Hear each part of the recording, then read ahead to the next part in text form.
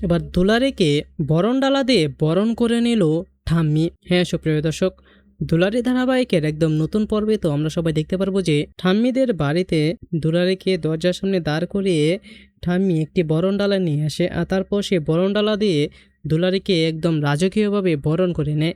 আর বলতে থাকে যে, দেখেছো দুলারি, যারা তোমাকে অসম্মান করতো, অপমান করতো, আজ তারাই কিন্তু তোমাকে সসম্মানে এ বাড়িতে নিয়ে এসেছে। এটাই তোমার প্রাপ্য ছিল।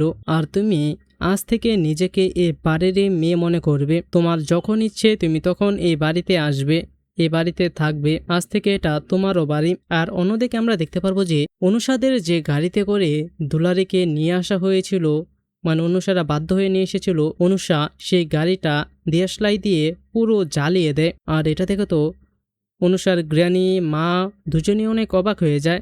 আর তারপর অনুষা তার গ্র্যানিকে বলতে থাকে যে, গ্র্যানি দেখেছো, এটা না আমার ফেভারিট কার ছিল, আর ওই গাইয়া মেয়েটা আমার এই পছন্দের গাড়িতে উঠেছে।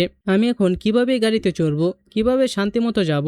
ওই গাইয়া মেয়ে যে গাড়িতে চড়েছে সেই গাড়িতে আমি চড়বো, এটা কখনোই হতে পারে না। আর তাই তো ওই গাড়িটাকে জ্বালিয়ে দিলাম। তো সুপ্রিয় দর্শক, কি মনে হয় আপনাদের, দুলারি যে আসলে এবারে নাতনি সেটা ঠাম্মা জানতে পারুক, এটা আপনারা চান তো?